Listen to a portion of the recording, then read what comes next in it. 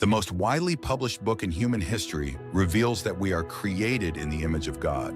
Throughout our human journey, each encounter is an opportunity to see the shared humanity in ourselves and others.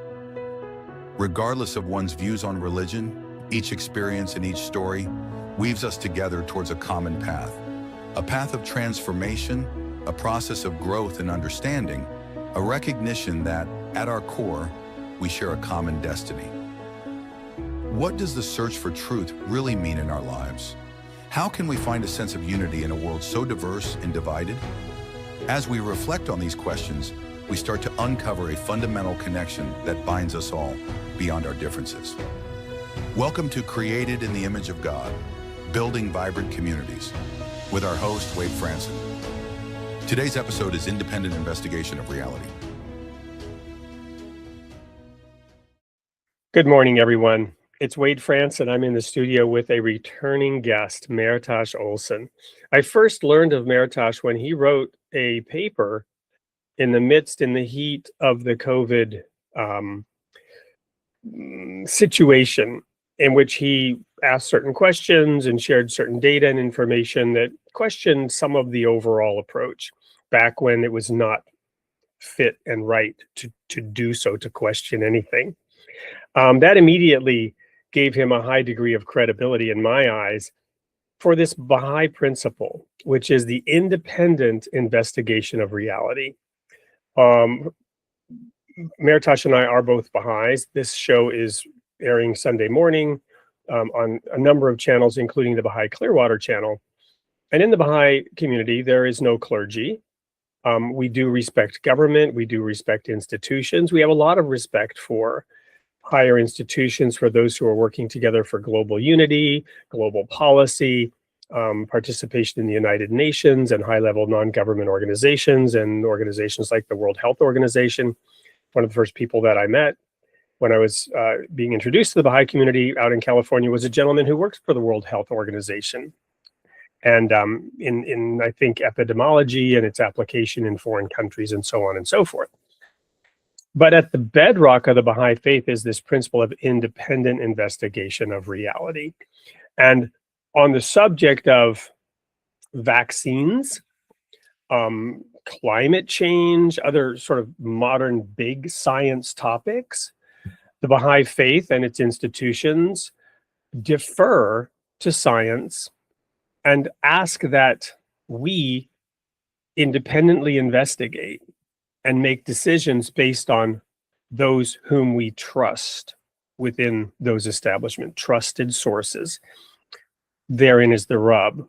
Different ones of us have different perspectives and might trust different experts, might trust different research disciplines, might trust those pursuing the answer to one hypothesis and trust a little bit less somebody who has a different vantage point and is pursuing a different hypothesis. Increasingly, we're all becoming aware of something called the medical industrial complex and becoming aware of bias that is inherent through incentive structures, right? The phrase that comes to mind in my mind was, they told me to follow the science, I followed the money, and that's where I found the science. So science is an emerging discipline. It's still relatively in its infancy, and we all have to participate in it. We're all part of it, and we all have to independently investigate. So I immediately had respect for Mehrtash and have been very pleased to have been able to form a friendship and a professional association with him, and to be doing this now third installment of the discussion of the independent investigation of the reality. I thought I would just give that little background for everybody to introduce you, Mehrtash, and to show, you know, how we came to meet and the kind of respect that you have in my eyes for having independently investigated things since I knew you, since before I met you. Welcome to the studio, Mehrtash. Wade, thank you so much. As you know, the feeling is mutual. And I'm so impressed with everything that you're doing on this end. And as always, I'm grateful to have this time to explore with you religious teachings, ethical principles, and to consider how we might apply some of these teachings and principles to some of our current circumstances. And in terms of your specific background, you basically present yourself as a researcher. How long have you been dedicating a large portion of your time to just research? It's been basically, I would say, probably starting from the COVID years until now. And so I would say, what is that, about 5 years or so, looking into different journalistic trends, learning about independent media as distinguished from corporate or legacy media, let's say, looking into historical circumstances that led us to where we are today. And so that's been a deep interest of mine at this point in my life, last 5 years. And you were about to mention something about Baha'u'lláh before I asked that. Yes. Baha'u'lláh said that it is incumbent upon every man of insight and understanding to strive to translate that which hath been written into reality and action. Translate religious principles, ethical principles into reality and action. Apply spiritual teachings in material life. And so, well, what is going on in the world these days? What situations are signaling that there is a need for a renewal of ethics and morals? In the context of current events and news coverage, and in the context of the relationships connecting the individual, the community, and institutions, one of the trends that I've been monitoring is related to the freedom of belief, the freedom of expression. Related to that, it appears to me, there is a totalitarian trend that is gathering strength in lockstep throughout much of the world. Especially noticeable, I would say, in Western countries where we might have assumed that freedom of belief and freedom of expression are a given or a foregone conclusion. In a previous stage of my life, I would have assumed that the US Constitution put us historically in a new place with regard to protections of belief and assembly and expression, that we weren't going back to the despotic behavior of the past before that, that other countries might also be on this trajectory inspired by our Constitution. But in recent years, I have noticed serious efforts to censor speech on certain topics to prevent the authentic grassroots mobilizing of citizens in places like Brazil, Canada, the United States, Ireland, the United Kingdom, the European Union, New Zealand, Australia, and more. South Korea's president in November delivered a speech to police and civil officials there. He said that hate speech and misinformation spread on social media, and that these must be considered a crime that goes beyond the limits of the freedom of expression and must be severely punished because these things are a threat to democracy. And he is not alone. He is echoing what top politicians in so many other Western countries have said, the ones I mentioned a minute ago.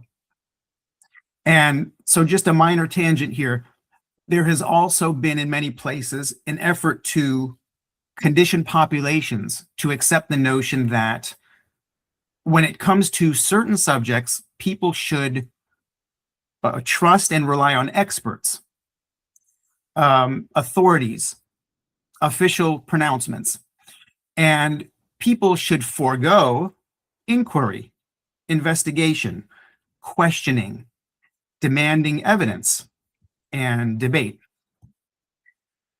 This message was noticeable coming from governments and media during the COVID years.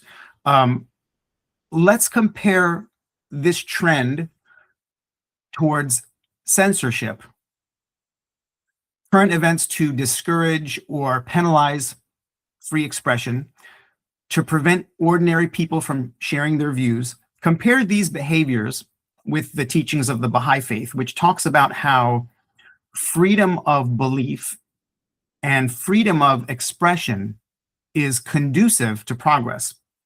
Shoghi Effendi, the head of the Baha'i faith from 1921 to 1957, said, "Let us remember that at the very root of the cause lies the principle of the undoubted right of the individual to self-expression, his freedom to declare his conscience and set forth his views." Abdu'l Bahá, who was the head of the Baha'i faith from 1892 to 1921, said, "Just as in the world of politics, there is need for free thought, likewise, in the world of religion, there should be the right of unrestricted individual belief. Consider what a vast difference exists between modern democracy and the old forms of despotism. Under an autocratic government, the opinions of men are not free, and development is stifled. Whereas in democracy, because thought and speech are not restricted, the greatest progress is witnessed. It is likewise true in the world of religion. When free, you're still reading right now from the words of the Guardian, correct? This is the words of Abdu'l Bahá, correct? Well, okay, go ahead. Sorry. When freedom of conscience, liberty of thought, and right of speech prevail, that is to say, when every man, according to his own idealization, may give expression to his beliefs, development and growth are inevitable. So, in free societies, there is a contest between different ideas. People evaluate what they are hearing. They respond to each other. The conversation evolves and matures, and people identify the valuable concepts or ideas that emerge from this examination. When ideas are stifled, when speech is censored, we are left with whatever narrative has been promoted by the powerful and wealthy factions that possess the resources to control thought. This is totalitarian. And when I look closely, I notice this is on display today. What's more, various powerful entities are working in concert with one another to impose and reinforce totalitarian trends. This top-down control of individuals and communities. I'm seeing totalitarian signals from national or state governments, global level organizations, even local institutions like. May I pause you for a moment? Don't lose your place, but I want to take a half step back and unpack a couple of things. Sure. The Baha'i faith is completely nonpartisan. We do not get involved in politics. We don't support the party on the right, the party on the left, the movement on the left, the movement on the right. We independently investigate. And I want to come back to something I said earlier, that the Universal House of Justice on the Baha'i faith has specifically sent letters out on the issue of climate change and COVID. And in both of those letters, they mention that Baha'is and the institutions of the Baha'i faith may engage in these topics, and that certain institutions of the Baha'i faith may even express certain views. But they stipulate that the Baha'is are under no obligation to conform to those views on those topics, because they are not derived directly from the writings. That is through independent investigation into science as to exactly how climate change is or isn't unfolding and what its causes are, as to how effective vaccines are in this, that, or the other application into this, that, or the other population or age group or situation, whatever. It's complicated. And as the institutions of the Baha'i faith begin to express themselves with various views, the Baha'is themselves are under no obligation to conform to those views, period. No obligation. In other words, independent. So all of this flows directly from the words of Bahá'u'lláh, actually, and I'm going to read the second hidden word. O son of spirit, the best beloved of all things in my sight is justice. I'm going on a slight tangent here. In the letter, the 2002 letter from the Universal House of Justice to the world's religious leaders, they talk about how some of the teachings of Baha'u'lláh, particularly the social teachings, have been adopted by the world. Teachings on the equality of men and women, teachings against extreme forms of nationalism in favor of viewing ourselves as a global community, a global society, one race, one planet, that view of oneness, and then views on racial prejudice. And they say in that letter that these three challenges, problems, opportunities have been fully adopted by the world as it exists today.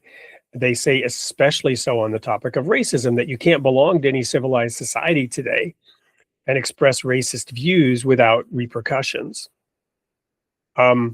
Which is why, to your point about hate speech, why the world is acting now aggressively to squelch and censor what they call hate speech, exactly because they have adopted an understanding of these teachings. And so I pause there and bring that in because this says the best beloved of all things in my sight is justice. And we even have a term for it now. It's called social justice. It turn not away therefrom, from justice, if thou desirest me, and neglect it not, that I may confide in thee. God confides in us, and this is the second hidden word. He confides in us based on the first hidden word, which is to possess a pure, kindly, and radiant heart, that thine may be a sovereignty, ancient, imperishable, and everlasting. We filter our thoughts, our beliefs, our views through the Word of God, or we use the Word of God to filter our beliefs through, and they come out purer, cleaner, better. And we focus on justice. But then he says, by its aid, justice, true justice, thou shalt see through thine own eyes and not through the eyes of another, and shall know of thine own knowledge and not through the knowledge of thy neighbor. Ponder this in thy heart, how it behooveth thee to be. Verily, justice is my gift to thee, and the sign of my loving kindness, set it then before thine eyes. Now, in that context, this move towards totalitarian governments, I want to highlight that politically, we might be fixated on an individual, a strong personality. We see the word Hitler being flung around all over the place today, labeling people with the name of Hitler as a symbol of that kind of strong individual, or Mussolini, right? But we could also use Stalin and Pol Pot, because the real authoritarian regimes of the last 200 years have not been in the West. Right? What you're saying now is that this trend is emerging in the West, but all of this is to unpack a perspective that says, yes, we might fear certain individuals, certain prominent individuals, and what they say or do. But you're talking about something much broader, much more systemic, that began decades ago, many decades ago, and is pervasive throughout the institutions and not contingent upon any one individual. That's correct. Yeah, and it's, I think people can look at, I mean, humanity to a certain extent needs to, organize some of its affairs through government. People can have different perspectives on that. Some people can look at government and say,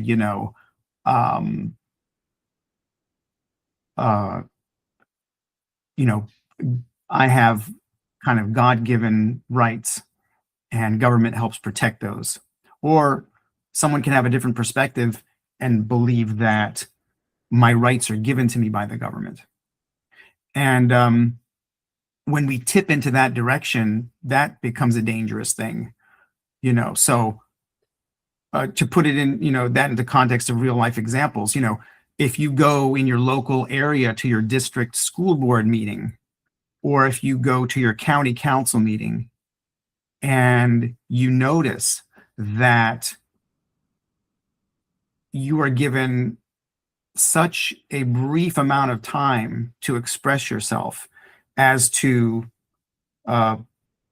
effectively thwart democratic processes, if you see that people are being prevented to speak in these places, some people might just think, well, that's the government and I'm just an individual, and institutions have power.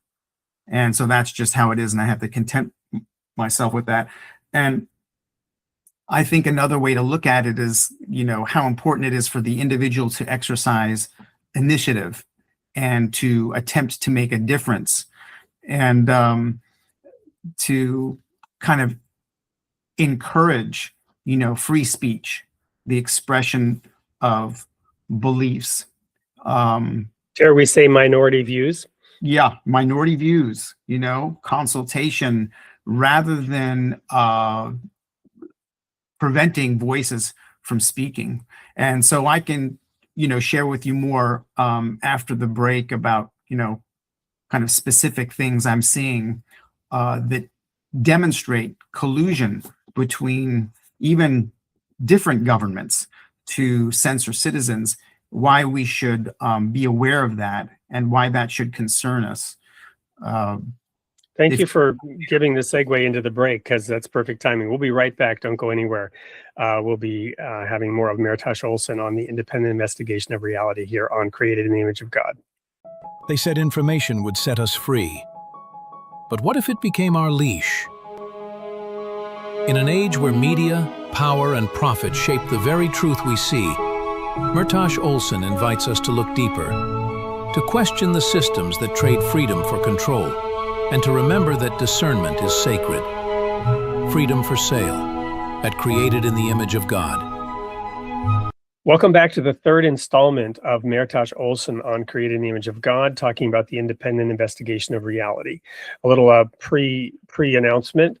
There will be one more in this series, and then Mehrtash will be rolling out an educational program on a different platform that we're working with.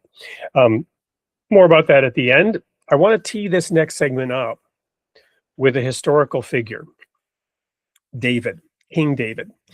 Yes, that King David, the King David that established a throne which Jesus would sit on at his return, the throne of King David. This is biblical prophecy. What's fascinating in this context is Samuel, the divinely appointed judge of Israel, who was the spiritual guide and leader, came to God and said, the people now want a king. What should I do? And God said, they have not rejected you, Samuel. They have rejected me, that I should not rule over them. Give them a king, but warn them this is what's going to happen if you have a king. Now, this is fascinating in light of the recent No Kings movement here in the US. So Samuel went and told the people, you don't want a king. If you have a king, he's going to do this, that, and the other thing, and you won't like it. And they said, oh, but we do want a king. We want to be like the nations around us. So Samuel went and anointed King Saul. And King Saul was humble at the beginning. And God worked mightily through him to conquer their enemies and build a great nation. But King Saul lost sight of where the power came from. He began to believe in his own might and power because he was actually a big guy, strong guy, a great military leader, had a lot of talents and abilities that were nascent that God saw. And he lost sight of the fact that it was all God. So then God tells Samuel to go anoint David as the next king of Israel, while Saul was still king. In Saul's eyes, this amounted to treason because he saw himself as being above the law of God, above Samuel. He began to believe Samuel was a treasonous figure who was now forming an insurrection, even though God had anointed David as the next king. Now, this is interesting from a number of perspectives because God sets up the kings and takes them down. He says that very clearly. I am the one who sets up a king and takes them down. And we're told to submit to the authorities that exist. So God does what he does for purposes known to him. And our lot is to submit to the rule of law and authority and trust in God. And he says that Baha'u'lláh says, except to speak well of them, make no mention of the kings. And this is something that Baha'is might sometimes be tempted to violate, but should never violate the words of Baha'u'lláh. Except to speak well of them, make no mention of the kings. However, talking generally about policies and trends is what we're doing here. But the other thing I wanted to mention is just this sort of interesting situation where Saul was still king. God had already said, this is what's coming next, and forced David to submit to Saul's authority, even while he was waiting for God to elevate him as king. And this is a fascinating story with many, many twists and turns. You could spend a lot of time studying this story and asking God for guidance in an effort to help us understand what's going on the planet today, because God is in charge. He has everything under control. Things are unfolding the way he wants. We should willingly submit to his will, but with an open mind and a heart, and questioning why, how, what, where, when, this independent investigation of reality. Because what this represents, David and Saul, is progressive revelation of God, progressive movement towards a better, improved system, but also, interestingly, simultaneously, the forces of integration and disintegration happening side by side. I just wanted to put that context out there as we look at the last 100, 200 years of unfolding civilization. And especially interesting is this fourth estate of journalism and newspapers and reporting to give us, as Baha'u'lláh says, a mirror to the world. A mirror to the world, so that we can look and see ourselves and others in this independent estate. I just wanted to tee up this way, Mehrtash, as you jump into this. Sure. And I'll continue with this thought about how it's actually conducive to the progress of society to have freedom of belief, freedom of expression. And so it's important for us to encourage our communities, our institutions, to strive to emulate that standard. And it's important for us to see when they deviate from that standard, and not to kind of remain in aloofness or ignorance or indifference. So I wanted to mention an example of, in recent years, kind of the teaming up of, in this case, the United States and the United Kingdom government in censoring speech. And so just to back up for a second, in 1948, the US Congress passed a law. It was called the Smith-Mundt Act.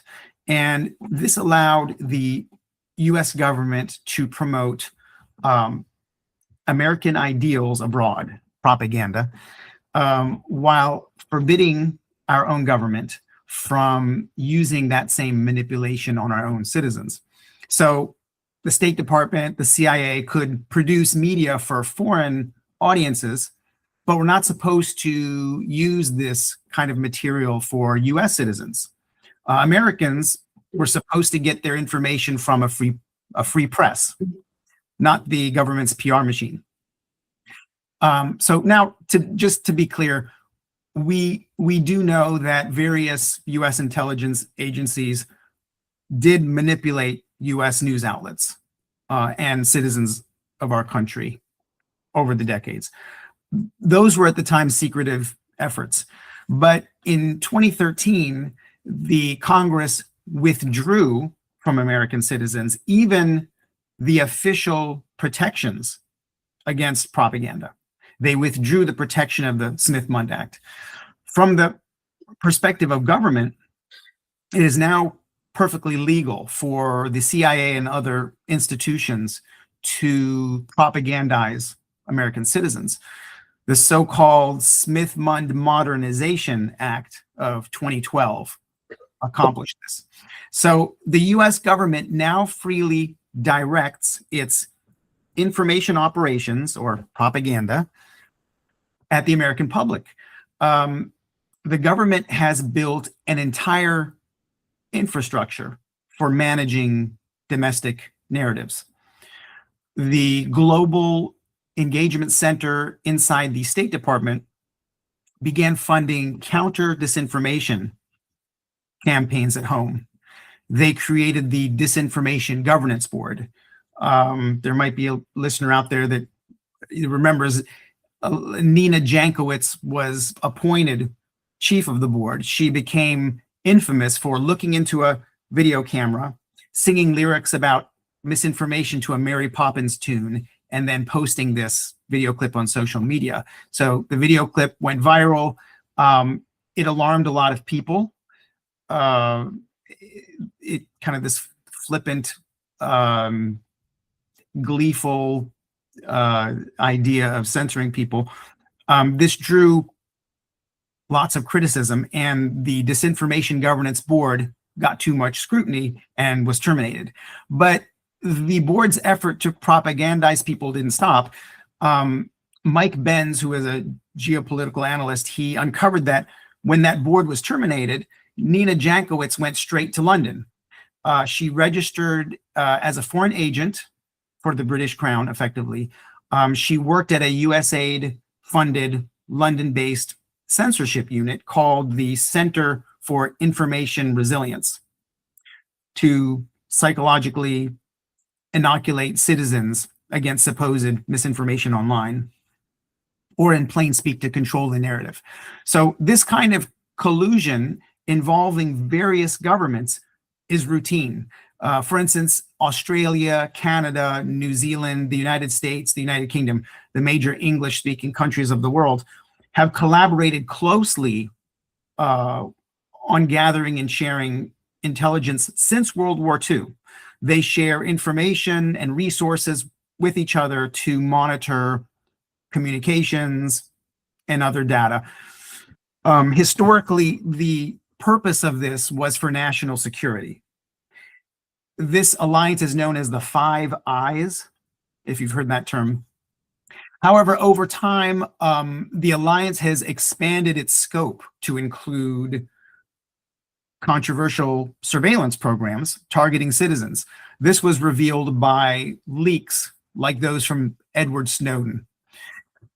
Congressman Thomas Massie from Kentucky recently introduced a bill to repeal the 2013 law to overturn the Smith-Mundt Modernization Act in order to once again make domestic propaganda officially illegal. We'll see what happens. Sometimes, good law-abiding people say, why should I be concerned that the government is monitoring speech? I don't engage in hate speech or inflammatory speech. I have no worries for myself. Let the government listen. I'm concerned about radicals. I'm glad that the government is spying on citizens in order to zero in on inflammatory speech, hate speech, find out how to stop hate crimes or terrorism or whatever. So I'd like to talk a little bit more about the importance of free speech.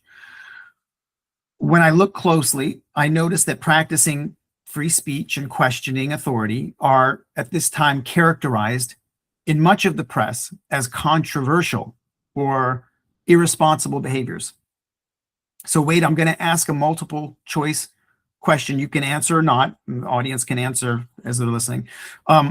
Last year, 10,000 citizens were arrested for their social media posts in which country? A, China, B, Russia, C, North Korea, D, the United Kingdom.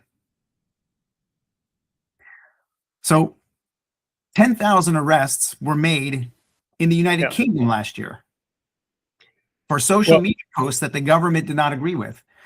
Not in so-called communist countries or a dictatorship. Well, allow me though to maybe center this discussion. If we want to see where this trend ends up, then go look at those other countries, right? So if arrests are not being made in those countries, it's because censorship is already largely complete. Dissidents are in jail or dead. So I love the sort of sensationalism of this is happening in the UK. But what I don't like is the implication that the West is worse than these autocratic governments. You follow me? In other words, instead, we are following in their footsteps. They were the leaders. They were the leaders in censorship. The methods were pioneered and perfected in some of those countries. In the US, perhaps perfected in other ways, and in the Western countries, perfected in other ways, because freedom does allow you to be more successful as a nation in the long term, right? But I don't want the characterization that the West is worse in these things than the Soviet Union, China. You follow me? Rather, we are following in their footsteps now. Is that fair? That's fair. We don't want to end up there. We want to course correct now.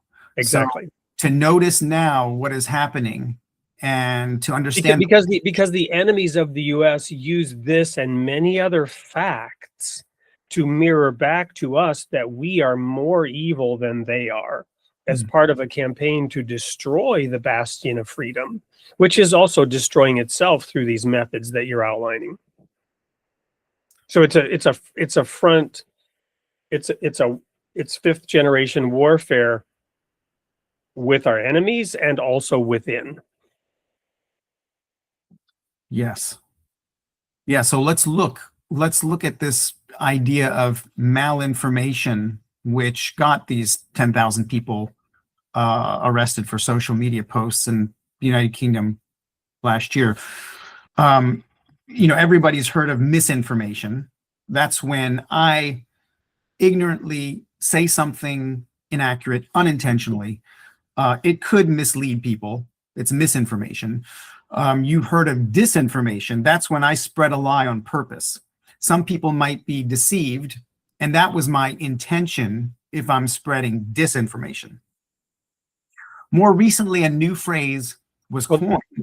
That's reassuring, because I was accused of spreading misinformation. At least I wasn't accused of spreading disinformation or malinformation. That's encouraging. Anyway, go ahead.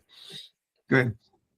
Yeah, so this is a new phrase, this malinformation. So malinformation is when I say something factually correct, not misleading, not disinformation. But malinformation is often inconvenient to some influential faction. And now the power apparatus moves in to retaliate against the truth teller. Malinformation is the term they give to truthful but inconvenient information. So 10,000 people arrested in the UK last year, basically for malinformation, true stuff that the government wanted to censor for one reason or another. So the sharing of truthful information is under steady assault across the world today, because it risks upending narratives that ruling powers or vested interests strive carefully to cultivate. That is why you will witness the principles of free speech and questioning authority being demonized sometimes in the media. And we'll notice efforts to censor certain topics or certain voices. And of course, sadly, many citizens tolerate and even endorse this policing of speech because propaganda has convinced them that censoring and marginalizing certain voices or groups or topics is warranted. And once again, just juxtapose that with what Abdu'l Bahá said earlier and Shoghi Effendi about how important it is for the individual to be able to express themselves. So when institutions or media label speech with terms such as misinformation, disinformation, malinformation, you have to be careful. These terms are often used not in a sincere way, but instead to smear truth tellers and to stop inconvenient speech that bothers power centers. A real life example that I had mentioned once in conversation with you, Wade, was that early in the COVID era, Jay Bhattacharya, a Stanford professor, joined with some colleagues to propose a strategy of focused protection for vulnerable people, such as the elderly or the chronically ill, while allowing the rest of the population to live normally and to achieve, herd immunity, and opposing the idea of widespread lockdowns and the closing of schools, say. And this view was considered or portrayed as contrarian in media coverage at the time. It led to accusations from some media outlets that Bhattacharya was spreading false information. To his credit, Bhattacharya did not back down from that debate, despite the media smears characterizing him as being part of some fringe minority outside of the so-called scientific consensus. So in one public discussion that I saw, Bhattacharya highlighted the historical importance of scientific dissent, citing the example of Francis Kelsey, a U.S. Food and Drug Administration scientist. The story of Dr. Kelsey is that in 1960, the William S. Merrill Company proposed the use of the drug thalidomide for pregnant women to combat morning sickness. At the FDA, Dr. Kelsey was assigned to review the application. She was known for her meticulous approach. She noticed that the application lacked adequate evidence regarding the drug safety, despite being pressured by the Merrill Company, to quickly approve the drug for use in the U.S. Dr. Kelsey did not back down.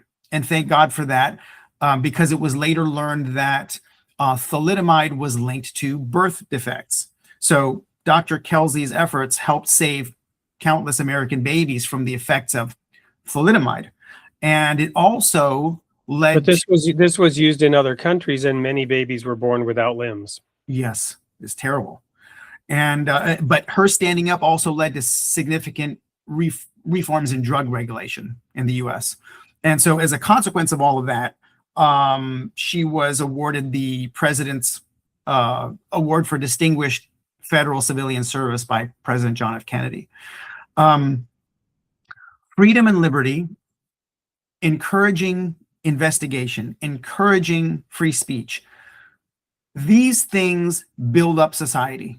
By contrast, when you have heavy institutional control, powerful vested interests, propaganda, these things might lead to the enrichment of a particular sector or faction, but they also cause errors and destruction. You can't. Let's go ahead and pause there. If this is a good time to pause and go to a commercial break. But I want to conclude this segment with a famous poem that many of our younger listeners may not have ever heard. The poem was originally in German, Als sie kamen, habe ich geschwiegen. I want to preface it though by going back to this whole Bhattacharya. Guess what? In Sweden, you're wearing a blue and yellow shirt. My name, Fransson Olson. We're Swedes. We're Swedish heritage. Sweden took a different route. They followed the recommendations, maybe not directly, but the same approach advocated by Dr. Bhattacharya. And guess what? Swedish society didn't implode in the long run. I don't know the exact data, but their statistics were, equal or better than what happened elsewhere around COVID without all of the debilitating effects of locking down the entire country. So that's worth going in and independently investigating, because there was an instance of doing it differently. But I want to conclude this segment with this poem, First They Came. Now, this is about the Holocaust, which those spreading malinformation, disinformation, and misinformation today are denying ever happened, denying that 6 million Jews were brutally murdered in various ways over the course of the pogroms. That started in Russia, frankly, but spread throughout Europe, and then under Hitler had their fruition in the concentration camps and the horrors of World War II. And I have visited those. I have visited Dachau multiple times during my 10 years in Germany to see the reality and the horror, long before there was AI and Photoshop, to see the actual footage of what happened and see the piles of shoes and teeth and just the horrors of what was the Holocaust. First, they came for the communists, and I did not speak out because I was not a communist. Then they came for the socialists, and I did not speak out because I was not a socialist. Then they came for the trade unionists, and I did not speak out because I was not a trade unionist. Then they came for the Jews, and I did not speak out because I was not a Jew. Then they came for me, and there was no one left to speak out for me. Today's targets might be different. We might not be targeting the communists today. It might be the communists targeting other people. We might not be targeting the socialists today. It might be the socialists targeting. This is a human tendency. Whoever's in charge, whoever's in power, they don't want to relinquish it. You've heard the phrase, power corrupts, and absolute power corrupts absolutely. This independent investigation is a safeguard, among other things. We'll be right back with more of Mehrtash Olson. Don't go anywhere. What if everything you thought about healing was missing one vital piece? 7 generations of doctors, one man who took a different path. Betty Carmichael never went to med school, but he discovered something that science can't always explain. A spiritual process with the power to heal. Inside one of the nation's toughest recovery centers, he tested a 3-step spiritual method to address the real root of suffering, what he calls the prayer of freedom. An unexpected result happened. Nearly 90% of participants walked away healed in under a week. Now he's sharing this powerful process with the world, one that works regardless of religion or belief. Discover the prayer of freedom and unlock the life you were meant to live. Welcome back to the third and final segment of the third installment of Mehrtash Olson. Over to you, Mehrtash. So continuing with the kind of theme of you can't promote the true prosperity of humanity through coercion and control and partisanship. You need freedom of thought, freedom of action, freedom of speech. Many places in the West appear to be on their way to losing free speech. In the EU and UK, there are legal means being put into place to penalize, to criminalize speech. Say the wrong thing, go to jail. In America, look what happened during COVID when people's social media accounts were taken down because they had an opinion that the power apparatus wanted to silence. Look what happened in Canada to the Freedom Convoy truckers who assembled in Ottawa to protest, and even to the supporters of those truckers whose financial accounts were frozen. Where is this all coming from? So bear with me for a moment. Earlier in the series of conversations between Wade and myself, I mentioned the investigations by reporters like Glenn Greenwald, who have documented that many former spies are now in the internet age working for the popular technology companies like Facebook and Google. Before that, for many, many decades now, you might know that many of the so-called experts or pundits or sources employed by news organizations had previously held careers in the intelligence community. Glenn Greenwald, the investigative reporter, explains that the only major American center of power that employs more ex US security state operatives than corporate media is big tech. So Greenwald hosts a show called System Update. He concluded a 2023 episode by speaking about the power apparatus in this way. He said, this is why they're so obsessed with destroying the few outposts of independent media, the few places they cannot control, because without those, they really do have a fully closed information system. And a fully closed information system is the hallmark of totalitarianism.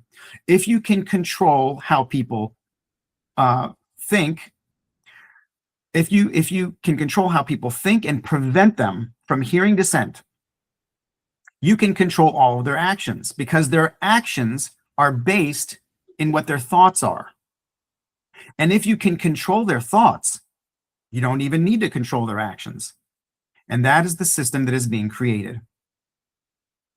So we don't exist currently under a spiritual paradigm where ethics and morality inspire the incentive structures that guide the actions of groups and institutions. We exist under a materialistic paradigm that generates a culture of contest, a struggle for power, partisanship, sectarianism, the elevation of profit over virtue, of profit at all costs, a corrupted system of incentives, a small number of extremely wealthy people, a diminishing middle class, many poor people, and generally not a promising forecast for the majority of humanity.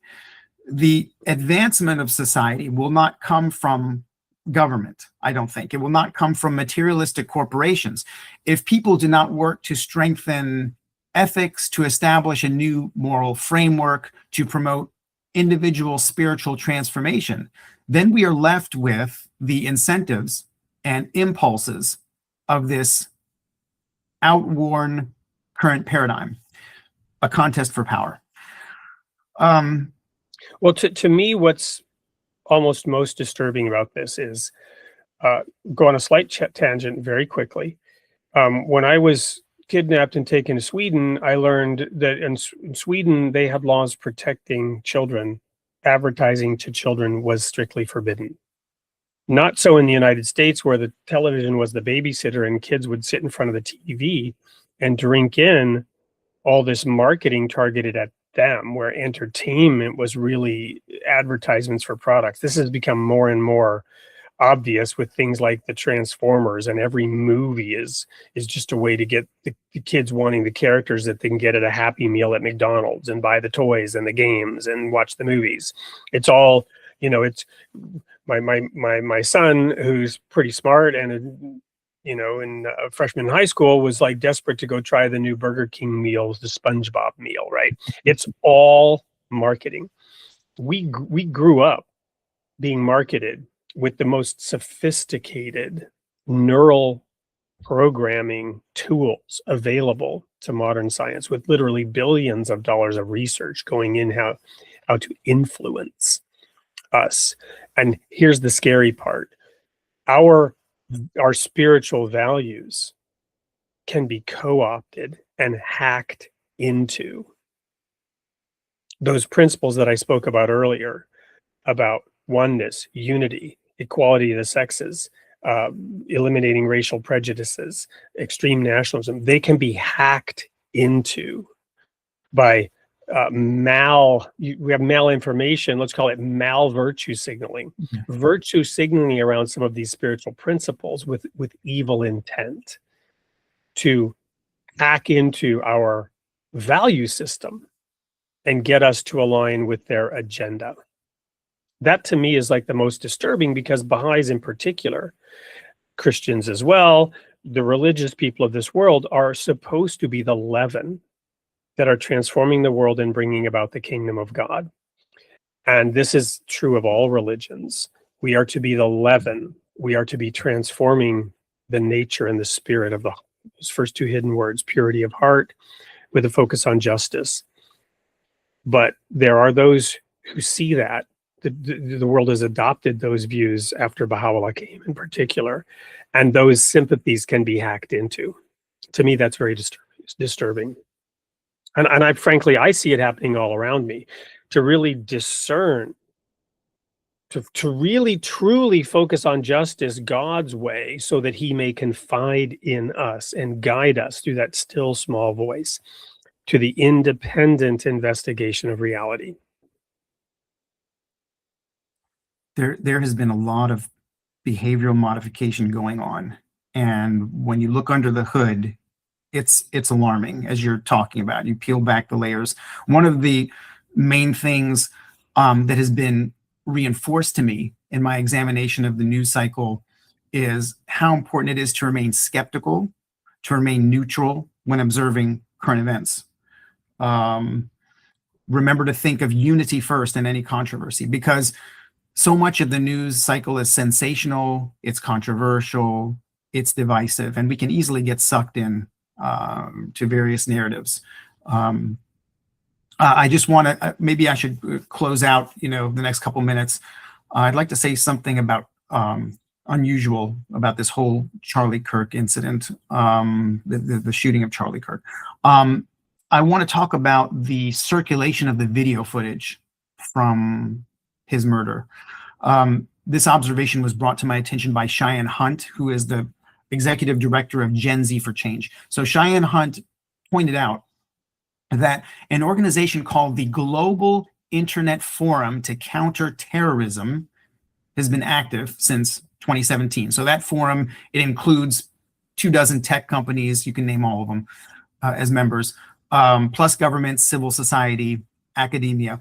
These different entities collaborate ostensibly to combat online terrorist content. The forum members, they share data with each other about content that violates community guidelines in order for the various members to be able to move in unison across their different platforms and take down anything that is deemed to be dangerous or inappropriate. There's a systematic way for worrisome content to be automatically taken down everywhere. And this has been in effect since like 2017.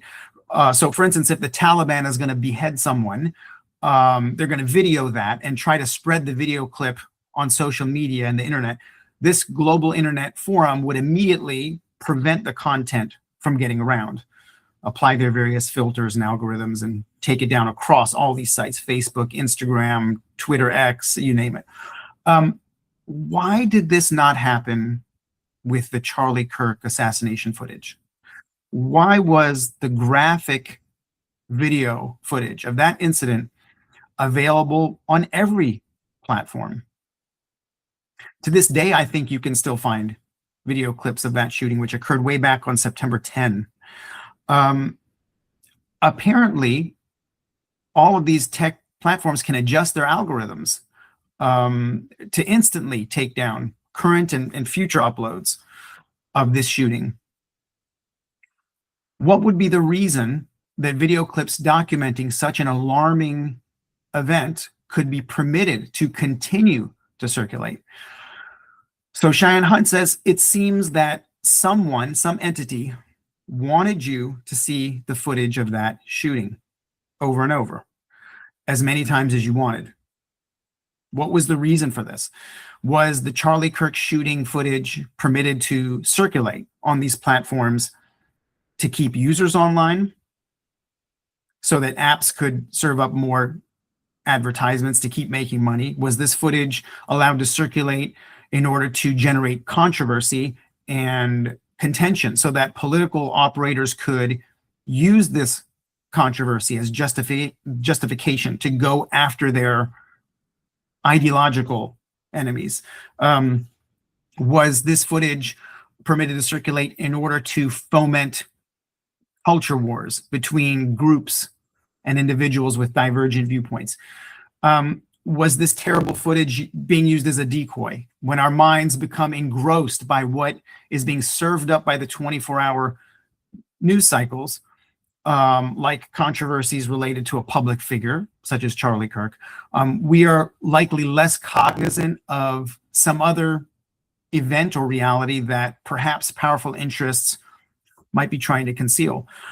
I don't know that we have enough evidence yet to figure out why this forum, this conglomerate of corporations and government, allowed the Charlie Kirk shooting footage to continue to circulate for months or weeks or even merely days, when they had the ability to take down that content immediately.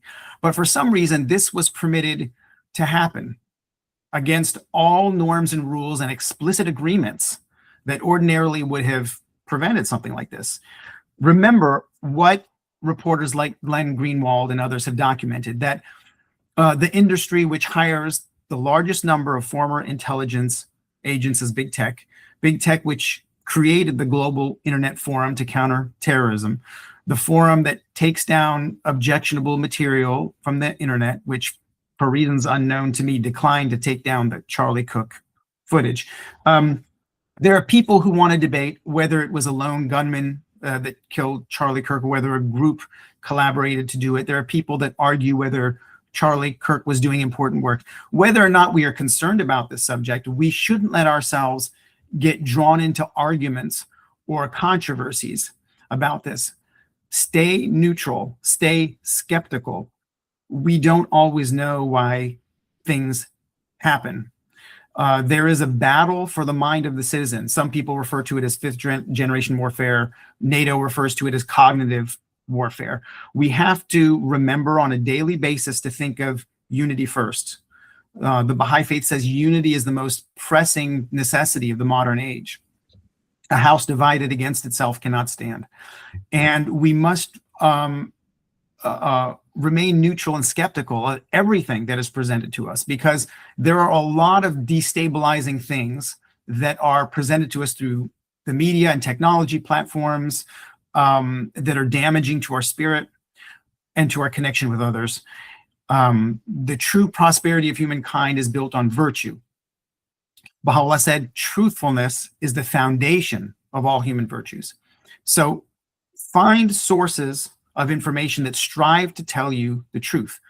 If you look at the top of my Twitter page, you'll see a list of reputable independent journalists that are accountable only to their readers, not to corporations and government. So that's what I'd like to end on.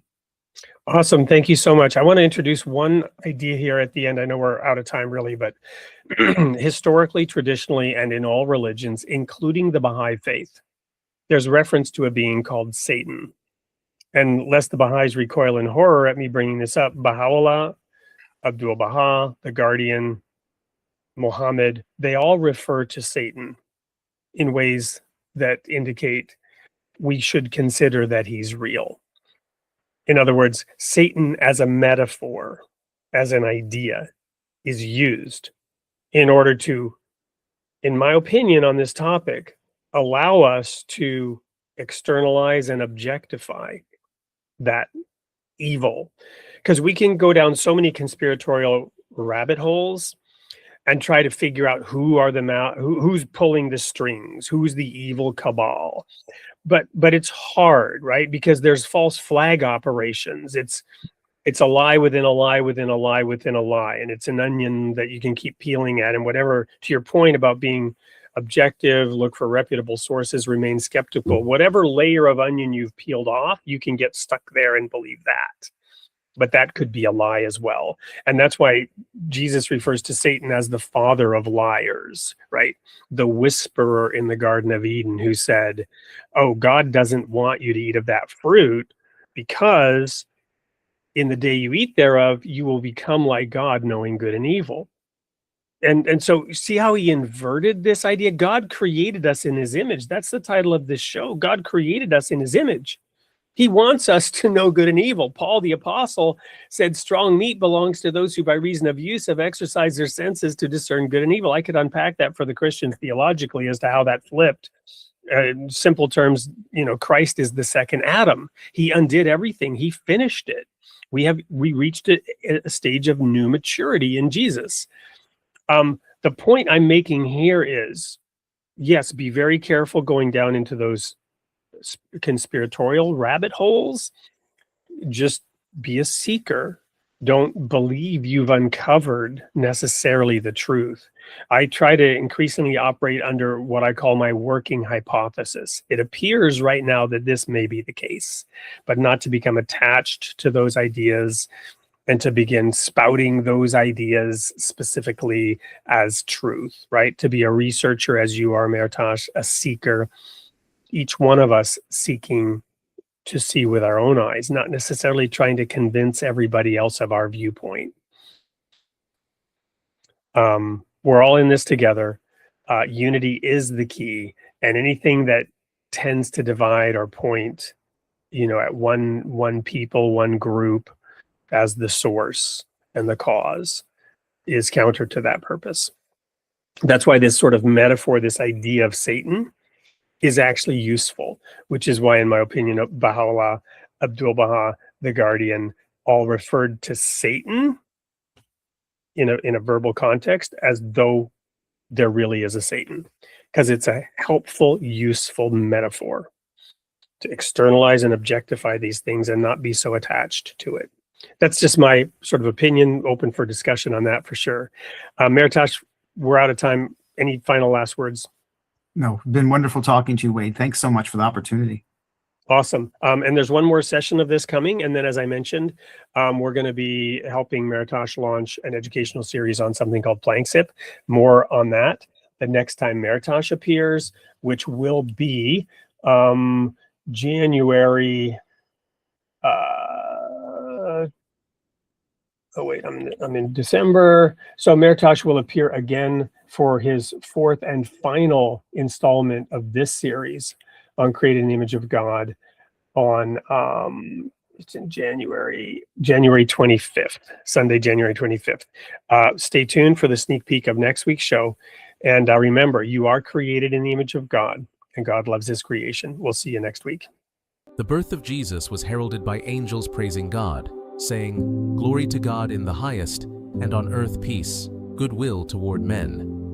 Yet across history, faith has just as often become a fault line. Jesus himself warned that belief could bring not peace, but a sword of division. We can see that sword's edge in our headlines, in our streets, and too often in the Holy Land itself. Religious unity may well be the last great challenge for our species, a task as profound as any scientific breakthrough, as urgent as any peace treaty. The prophets gave us a picture of what that unity could look like. The lion lying down with the lamb, the Lion of Judah and the Lamb of God, strength and vulnerability, justice and mercy, sharing the same field without fear. Nowhere is that struggle more visible than in Jerusalem, a city where synagogue, church, and mosque stand within earshot of one another. A city of scars and sanctuaries, where division is real, but so is the possibility of a different story. That possibility is what theologian Ellen Cherry calls a peace proposal between Judaism and Christianity. Not just an armistice between believers, but a way for the traditions themselves to share God, so that God's world can flourish, not languish. On December 23rd, host Wade Frenson sits down with Ellen Cherry to explore how that proposal might become reality. Because if we are all created in the image of God, then learning to make peace in God's name may be how we finally learn to make peace with one another.